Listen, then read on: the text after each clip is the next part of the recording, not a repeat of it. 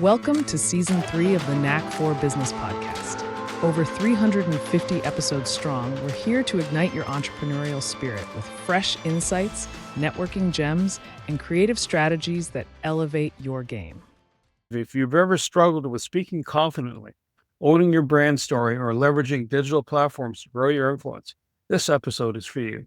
Rich is going to share his journey of resilience, his best strategies for commanding presence, and how you can rock the stage no matter where you start.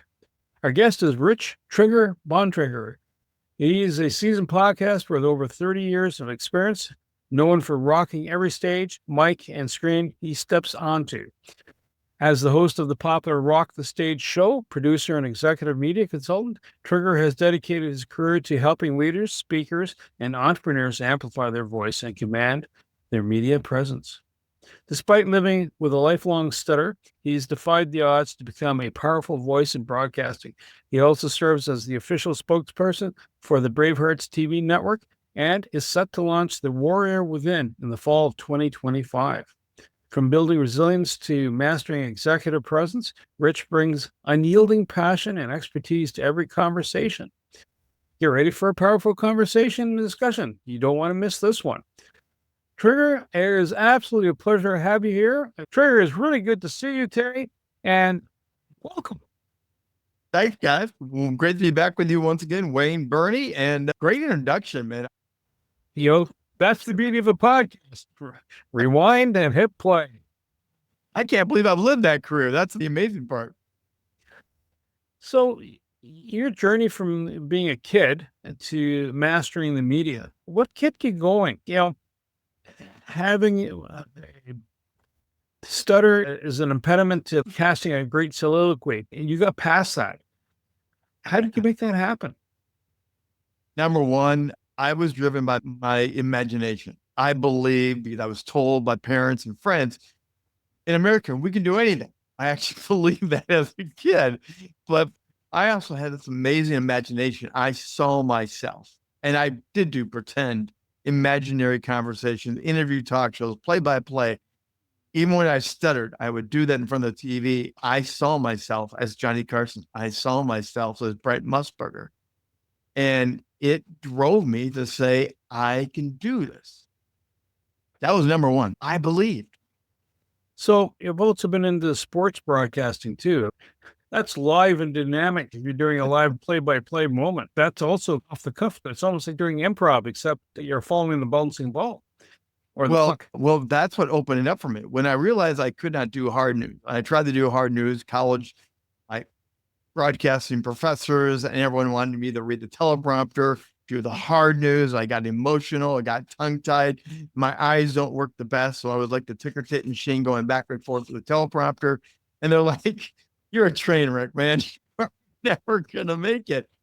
When I got into sports broadcasting, which is where I always wanted to be, I loved Harry Carey and all the other sports announcers. I could be in the moment. I could tell the story. I could do the action. And when I found out I don't need a script, I can just be here, it opened up the entire world for me. My entire career changed, my voice, my confidence, we'll talk about, all that changed because now I did not read someone else's words. It was 100% me in the moment. And still to this day, that's really what I shine with. I don't use a lot of scripts. I come in and we go for it live. On Wizard of Oz, ignore the man behind the curtain. I sometimes have joked about being a depressed motivator. How do you keep your persona sincere when you get the gut punches that come in life? I will share them. Now, I won't share them at the depth, but I will be honest and transparent. I'll let people know, hey, earlier today I was doing recording and my tongue took me 20 takes to get one line out. I will sometimes share the bloopers. It is part of the journey to be authentic and be in this space. And it's, as we're recording this, it's National Stutter Awareness Week. We can no longer hide the secret of stuttering. That's what we do. As stutterers, I don't want you to know this. But part of being, I think, a leader and influence, you need to tell the truth and the whole truth.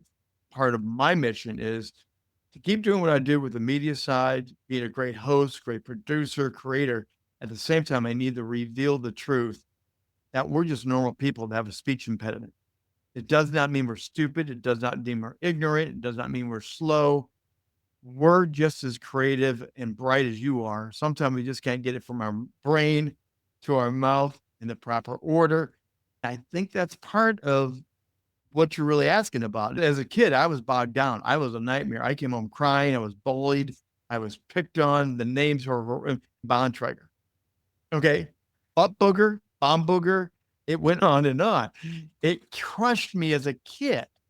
But now as an adult, I understand that was my war wounds to learn how to be authentic, how to be real, and understand the pain of other people.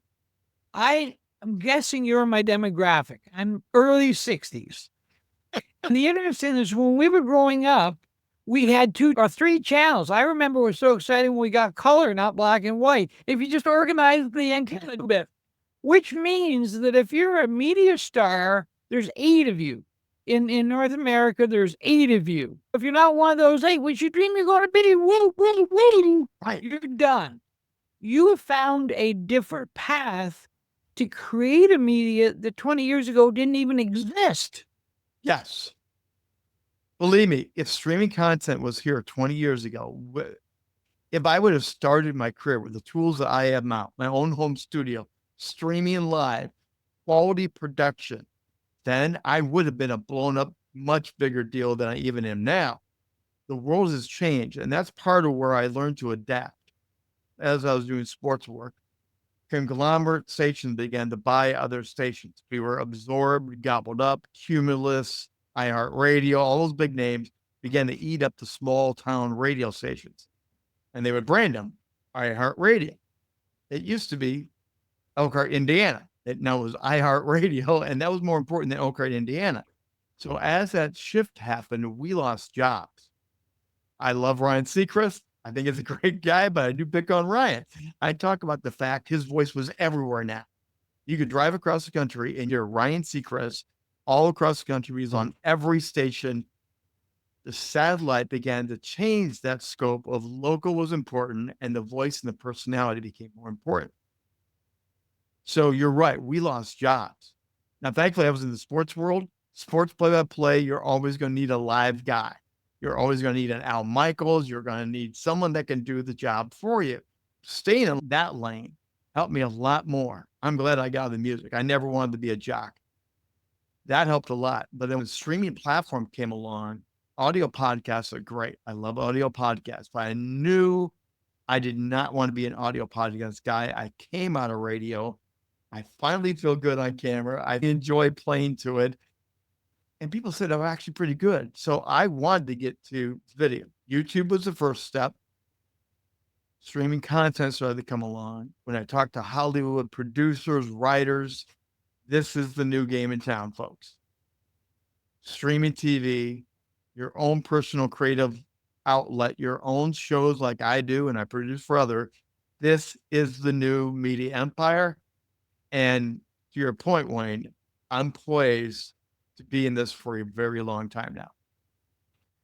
It's interesting how you're describing this whole thing. You mentioned Ryan, for example. The name is now synonymous with a couple other shows out of the States. Do you find then that there's a persona, a brand image that your voice has? Is that you get someone to say, I make running shoes for a living, or I sell cars? Well, maybe they use car salesman piece. You know, there's some characters out there already that have a brand voice. Do you think you helped yourself get a brand voice up and running so that whether it's a quirk about the person, not a bad quirk, but a quirk that becomes almost a trademark? Is that something you help bring out of the people? Absolutely. And that is the brand voice. Right now, I'm doing commercials for Apple. I'm doing it for Apple Card, and I'm doing from Express Pro and Alliant Gold. My voice has now become recognizable. People want it. And the more distinguished your voice is, the more unique, people will hire you and say, that's the character voice that we want. And you may not be a character, but your voice may be a character. So think about Mel Blanc. He can do any voice. All the Warner Brother cartoons that he did over and over. he has 18 different dialects he could do. You didn't know it was James Doohan doing commercials because he would change his voice. So yes, you now are the brand. I tell people you are the brand. It is your voice. It's your personality. It's your on-camera presence. It is even your clothes and attire that you wear. You now are the brand. Just recently, I was reading about the TV show Once Upon a Time on ABC. One of the main characters always had the short bobbed hair. She always said that in every TV show, every film she was ever in. I just found out that was a decision by her to say, I want to be distinctive. I want my fans to know it's me. It's the real me. She decided the hair will never change. It's in her contract. She will not change her hair. That's someone who knows her brand. She knows the power of her brand and her personality. And now people will always know that's Jennifer. Got a second question as a follow-up. So, person's talking, and I've seen these quips happen before. You'll have some serious video setting, and it shows two world leaders having a chat. There's some underlying tension, right? But someone comes in and does a voiceover and make them sound like, Daffy Duck and, picking a cartoonish character, and they're chatting, and it becomes a comedy, right? Yes. Do you help a person come across like world leaders, not so much for the entertainment of the meme? It drives home a point. Satire is that way. But do you help a person then pick the voice? If you're talking about, let's say, Apple products, right? They have to have a certain sound effect. Or if you're talking skateboards or video games, vernacular is going to be different, but also the pace and tempo. Do you help the person get into that space? Yes, absolutely do. I do. I help them work with what they naturally have. And you're right. I mean, Apple Card wants that deeper voice. So I do play with the voice. I help people figure out how to play and modulate. So you have to learn a different vernacular and understand you have to make it sound like it's natural for you. And that's why you practice, you rehearse. Often with voiceovers, I tell people to stand up. Because to stand up, you become the character. You start using your body language, you start leaning in, and it takes on a different tone than just sitting down and reading the script. And that's many of the coaching tips. People don't understand what else you need to do beyond the voice. The physical side helps the voice come alive. They're focused on the voice. I'm focused on the entirety of that. So I'm going to pick on our dear friend Wayne here for a second. Sometimes Wayne would be a great church mouse. And if there's a church mouse commercial, Wayne could do the church mouse commercial. And that's where I would work with them and help them understand this is not a detriment. Go to where your voice goes, and people are more apt to go, I'm looking for that voice, and I want that guy. And that's one thing that encourages me, especially with a bit of your story and a little bit of rock the stage in your journey. Yep. You made some courageous moves. And something I like to ask from my guests is the aha moment and the train wreck. Sadly enough, the train wreck usually is a better story. But tell me about a courageous move that did and a courageous move that didn't work, if you can. So we'll start with the courageous move. The courageous move unlocked my entire career. So I love acting. I always wanted to be an actor. My parents, of course, everyone's never going to happen. I actually did audition, got put into a Christian drama where I was a big bad Roman soldier for 10 weeks for the summer. I stutter, and all the time preparing for it, I could practice at home. But when I worked with my colleagues, my cast members, the stutter would kick in. So the whole week of the final run through, we're going to perform on a Friday night before over 300 people. It's a test run before we head out for 10 weeks. And our director came up and told our cast members, me with them, if Rich can't do it tonight, we had to scrap the play. And it was a 40-minute performance. That was our main thing. Or we can do puppets all summer because he does do character voices really well. And I'm like, yeah, that's not what I want to do. And neither did the rest of the cast. We went out and I hit every mark, every cue, every voice inflection. When I was going to be intense, I was intense. And as I did it in real time, I remember looking at the cast members and they're literally looking at each other, looking at me, staying in character going, Where did Rich go? Because I was a completely different person. I was the character. I was the Roman soldier. I was doing everything that you wanted an actor to do. And what I learned that night, and we went backstage, the director's crying now, and the director's like, he's got to go too. So go, get out of here. What I learned was I have to be all in. And other actors have talked to us. Emily Blunt talks about her stutter, and she talked about the very same thing. Bruce Willis talked about his stutter. When I take on the skin of another character, I have to be all in. And Bruce is gone, character is in.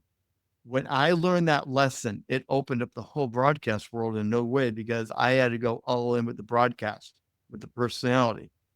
I had to turn that switch on and go all the way in. Now, the train wrecks were often personal ones.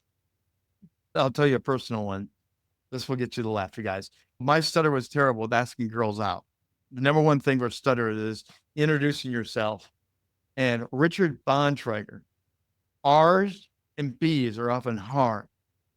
So I'm trying to be cool, slick. My cousin's cool, and I'm not.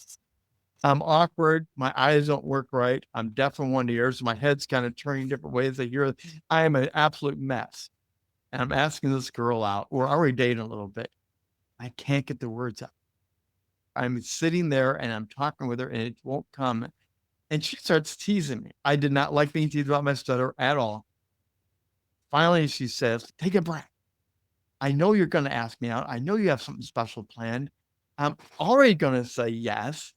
So just relax and be yourself and know you got this. And I started to laugh with her and play along with her teasing. It wasn't teasing me. It was teasing the funny situation that actually was funny. So the train was, I can't do this without her teasing me. So you need to tease me more so I can do this better. True. That's not a train wreck. That's a success story. In the moment, it was a train wreck, brother. A quick message. Got a mug in hand? Good, because freshly brewed coaching is best served with your favorite roast. Join Wayne Pratt and Matt Hawksley as they spill the beans on how everyday pros, just like you, can use real coaching tools to level up their careers, teams, and mindset. It's bold, it's real, it's freshly brewed. Rich, after 350 podcasts, is looking at the personalities of entrepreneurs.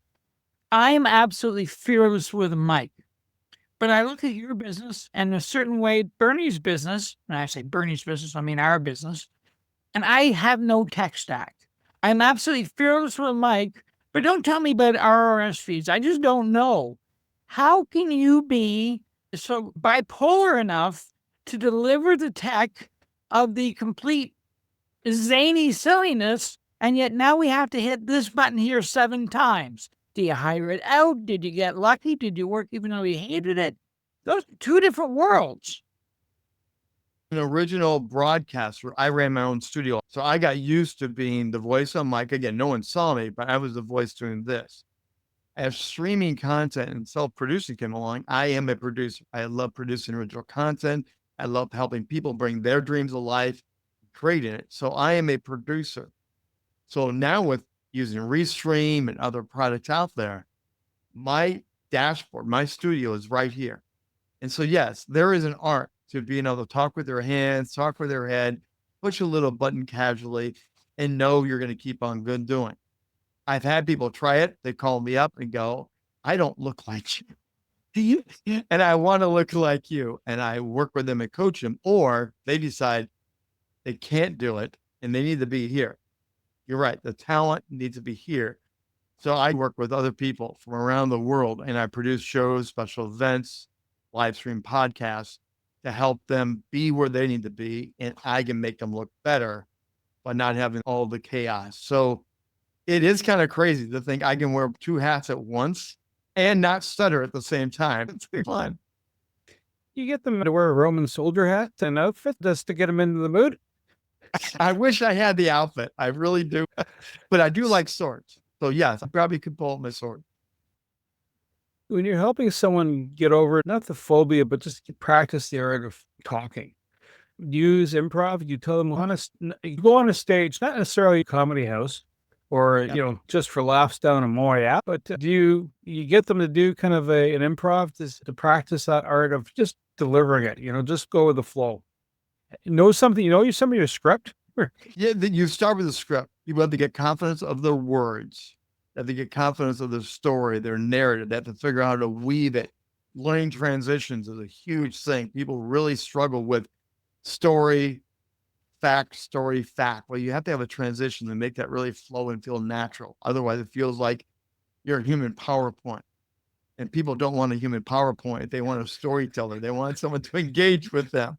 So helping them understand the script, their transitions, to the point where I tell people you need to ooze it out.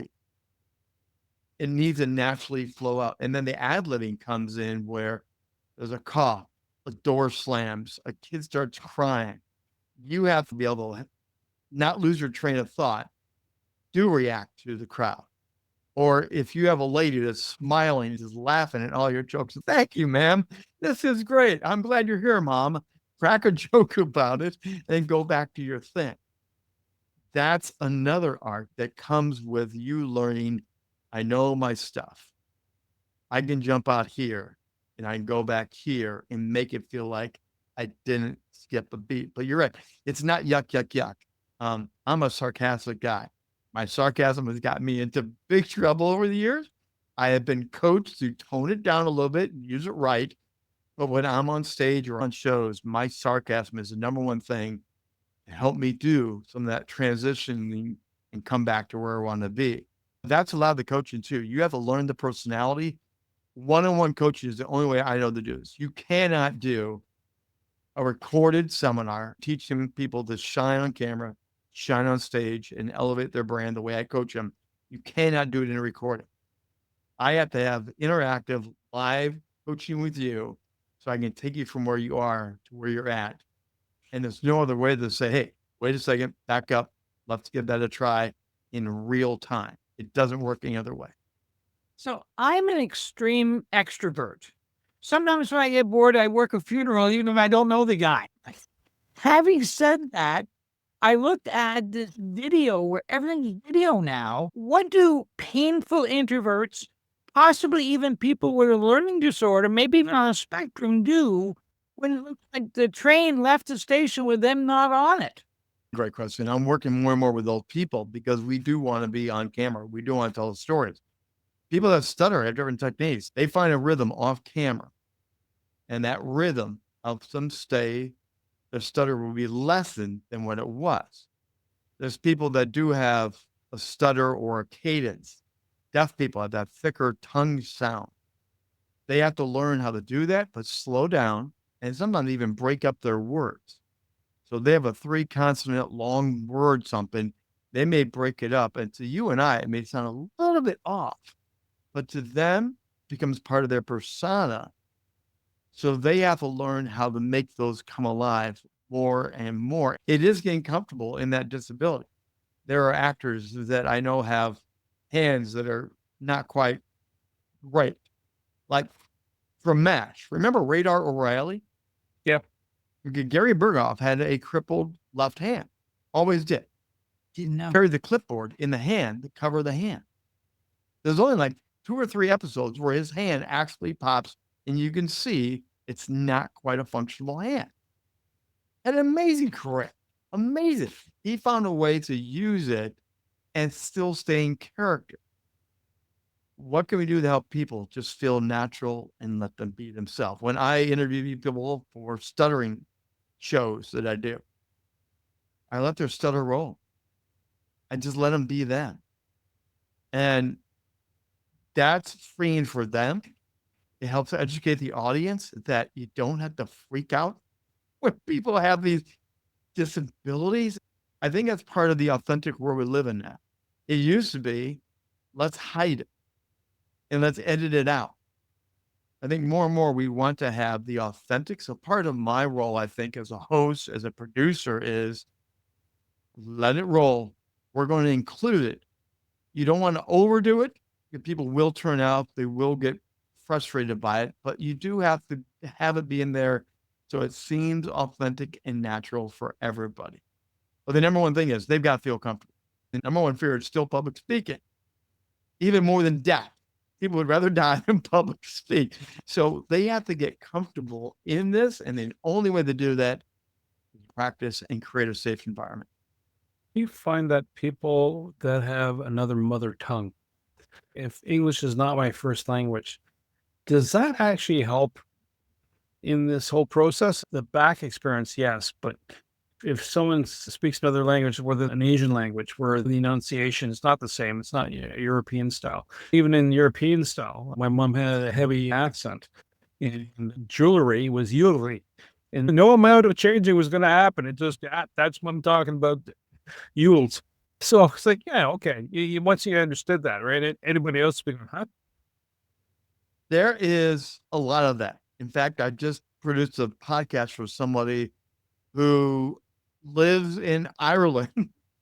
The whispering Indian soft voice that will put you to sleep. It sounds magical. It sounds so great. But I had this dichotomy going back and forth, and I'm producing it as an American with a flat Indiana accent. And I'm thinking, this is whacked out because it does sound different. I talked to the host afterwards and I said, was it harder to keep your energy up because he is lulling you to sleep by his sweet sounding Indian voice? He goes, yeah, I feel wiped out. There is something to that. I just recently had Rosemary Ravenel, who's an international public speaker. She's worked with diplomats, actors. She is bilingual. She is Spanish and American. And her accent is somewhere in between. She's been doing this cross back and forth. So it's somewhere in between, not quite American, not quite Spanish.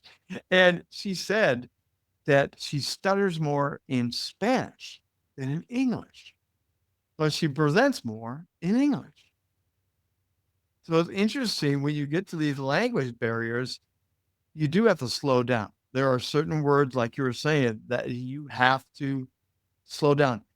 I do a lot of stuff with European people, and the English British accent is harder for me sometimes to pick up on because they run their words together. And you Canadians, you have weird sounds at the end of words, man. Let me just put that out there for everybody. They're saying like, yeah. And your your O's are, I was like, where did that come from? That's not that word. You should come up to the Ottawa Valley. You have English, what we understand here. And you go up Yeah. in the valley. It sounds like you're going to the East Coast in Newfoundland. I love the lilt. It's a nice sound, but where the heck did that come from? Watching movies and shows where I know where it was filmed, and they're trying to be like in New York, and you'll have one of those Canadian accents. I'm like, you're not in New York, buddy. It's the license plates and the mailboxes. Those are the two things where I know where the show's from. Every now and again, Bernie gives me a little tug, so he keeps me honest. Storytelling is 10,000 years old. It was done over fires. And then 40 years ago, we seemed to lose it. And it was all monologue. What brought back storytelling? What brought back storytelling? I really think it was comedians. I really think it's people like Jay Leno. Kevin Hart is a storyteller. He will have you crying 1 minute, and then he'll hit you with something that saps you up to a life lesson about his father. And it's like those stories pull at all emotions, all senses. And I think that's really where it came back, where people were enthralled by that. People are tired of monologue. They're tired of public speaking. They're tired of the podium. What they want is to come into an arena and have an experience. They want to taste, touch, feel, sense, and be drawn into something. And not do that standing behind a podium, holding it and giving the orientation very seriously with your IBM clipper doing the PowerPoint. You can't do it. We have gone to more storytelling. I tell people, if you use PowerPoint, do not use PowerPoint and have the fill in the blank and the fill in the blank and the fill in the blank. Put a picture of a tree, put a building, put kids playing in the park, and tell the story that matches the image. They will go there because you're taking them there with the story. We are now visually driven more and more. That's why the power of streaming video is so alive now. We can all be our own storytellers. That's why podcasters are popping up everywhere. That's why Bravehearts TV is helping audio podcasters take podcasts and turn them into streaming TV shows, because we want to feel and sense it. The best way to do it is to tell a story and take them on an adventure. If only business people can learn the power of a story, not the sales numbers, not the profit margin, how Aunt Susie bought your tea kettle and your tea kettle had to throw a great party for all her friends. That's the story of your tea kettle, not the whistle of the tea kettle. We talked about other cultures, their language, and being able to or write in English. But we didn't talk or didn't touch on generational. I saw on Instagram a little meme thing, not a meme, but it was a clip. And the guy he studies language. That's what the guy does. He's talking to a high school class. He said, "You're Gen Zs." He starts talking. Everybody's sitting there going, oh God, what's going to happen to us now? And he says, hang on, I'm going to revert from my vernacular to yours. And then he started talking Gen Z. So he started using certain terms in there, right? They pan back and forth. I don't think it was staged. It was staged, yes, but it wasn't staged as in, all make-believe. It was him talking and then the reaction from the crowd. That means the audience has to be receptive to the communication. That means you got to communicate to the audience in lingo that is understood by them. Like if I say the cat's meow, it's from the 30s. I'm not that old, but a lot of people get the gist of it. A couple of years ago, I was talking to a person. She says, I need to get my grills. And all I could think was foreman, right? What she was talking about is a set of braces on her teeth. I'm thinking, why would you do that? But hey, you be you, boo. How do you get the person to turn the message so that it floats in the right spot? It has that resonance. So this week, looking for resonance, right? The story helps resonance.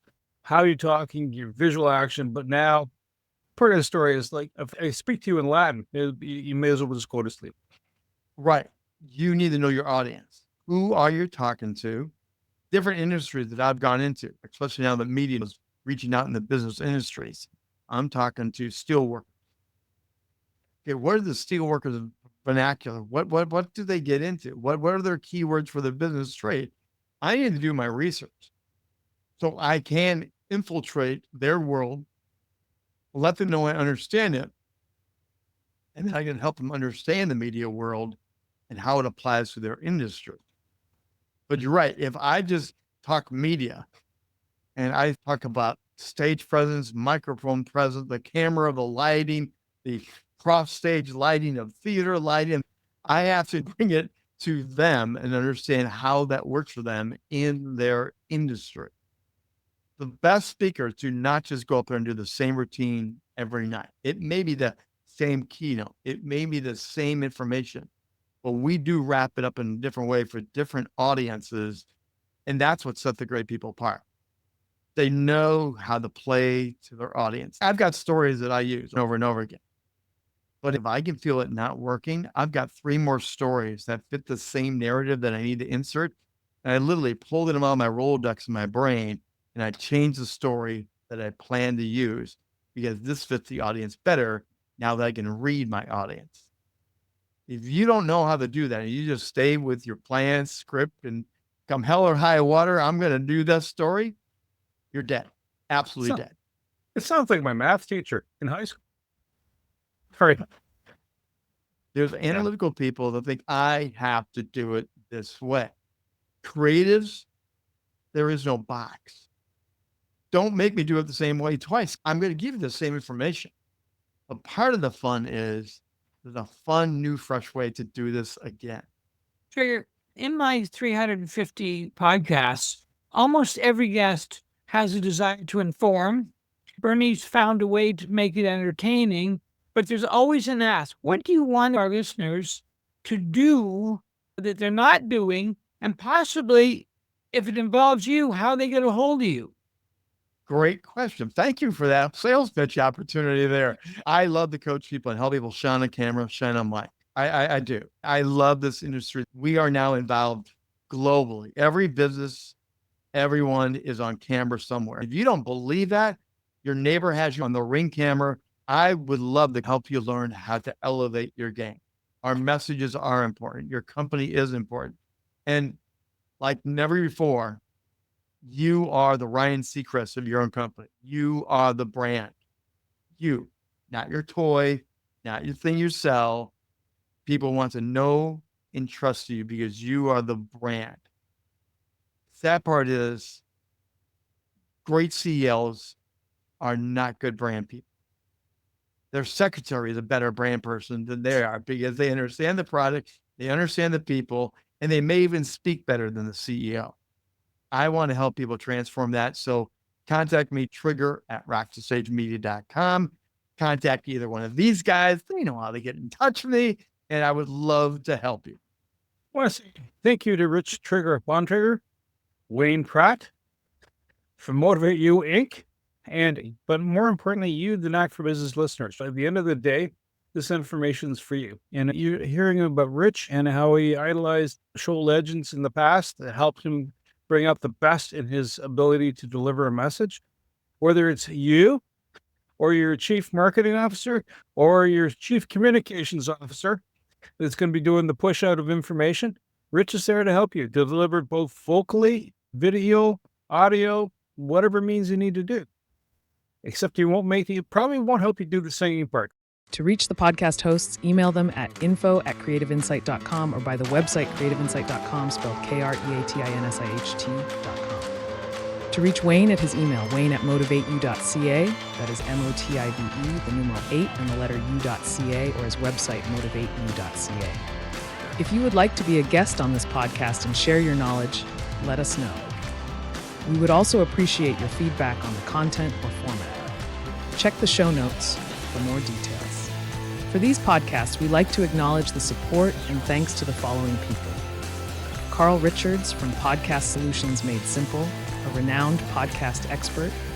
Fred Crouch, who is the Property Wizard podcaster, where Bernie is a co-host. Jovan Strika from At Hive, a co-working space that is more than just a space. Then Melanie Weber, Bernie's invaluable business partner, and Wayne Pratt from Motivate You Inc., who serves as both a coach and co-host of these podcasts. Disclaimer, please note that the Knack for Business podcast episodes are meant solely for educational and general informational purposes. The information and opinions contained within are not intended to be professional advice on any subject matter.